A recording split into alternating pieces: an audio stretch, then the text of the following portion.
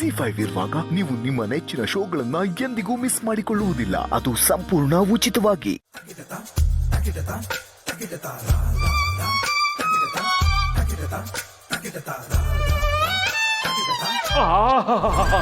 ದತ್ತಣ್ಣ ತಿಂಡಿ ತಿಂತ ಕೂತಿದ್ರೆ ಎಷ್ಟು ಚೆನ್ನಾಗಿ ಕಾಣ್ತೀರಾ ನೀವು. ತಾತ ನೀರ್ ಬೇಕಾ? ನೀನು ಈಗಾಗಲೇ ಕುಡಿಸಿರೋ ನೀರೇ ಸಾಕಾಗಿದೆ, ಇನ್ನೇನೂ ಬೇಕಾಗಿಲ್ಲ. ದತ್ತಣ್ಣ ನಿಧಾನ ಊಟ ಮಾಡಿ. ಅನ್ಸೂಯ ಏನ್ ಮುಖ ನೋಡ್ತಾ ನಿಂತಿದ್ಯಾ? ಇನ್ನು ಸ್ವಲ್ಪ ಬಡ್ಸೆ.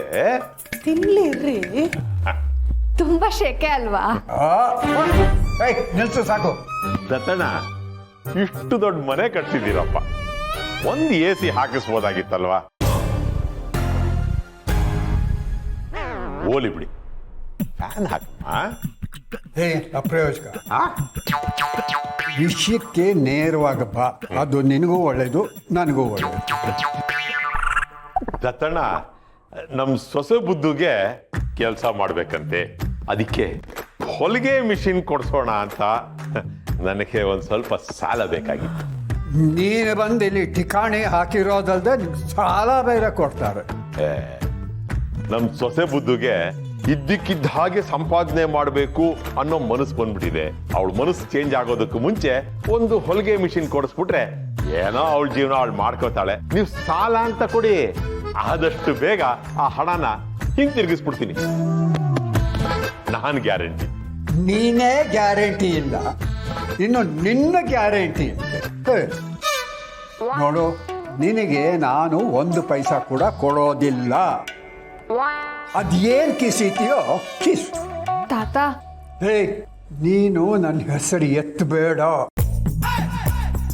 ಜುಗ್ಗ, ನಿನಗೆ ಈ ಮನೆಯಲ್ಲಿ ಇರಬೇಕು ಅನ್ನೋ ಇಷ್ಟ ಇತ್ತು ಅಂದ್ರೆ ನೀನು ಹಣದ ವಿಷಯ ಮಾತಾಡಬಾರ್ದು.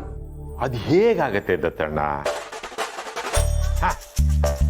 5% ಬಡ್ಡಿ ಕೊಡ್ತೀನಿ, ಓಕೆನಾ?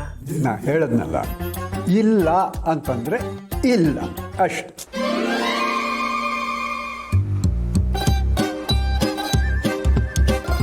ಒಂದು ವೇಳೆ ನೀವು ದುಡ್ಡು ಕೊಡ್ಲಿಲ್ಲ ಅಂತ ಇಟ್ಕೊಳ್ಳಿ, ನನ್ನ ಸೊಸೆ ಬುದ್ಧು ಸುಮ್ಮನಿರ್ತಾಳ? ಸೀದಾ ಅಮ್ಮನ ಹತ್ರ ಹೋಗ್ತಾಳೆ, ಅಮ್ಮನ್ ದುಡ್ಡು ಕೊಡು ಅಂತ ಕೇಳ್ತಾಳೆ.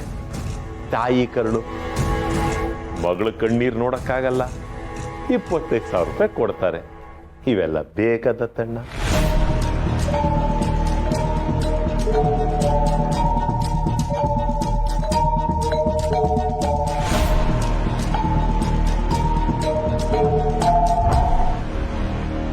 ಇವೆಲ್ಲ ಮನುಷ್ಯರೇನು?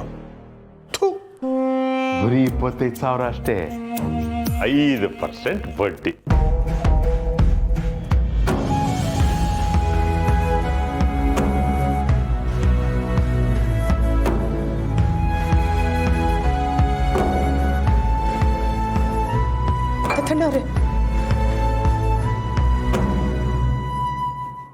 ಜಿ5 ಆಪ್ ಡೌನ್ಲೋಡ್ ಮಾಡಿ ಎಲ್ಲಾ ಸಂಚಿಕೆಗಳನ್ನು ಸಂಪೂರ್ಣ ಉಚಿತವಾಗಿ ನೋಡಿ.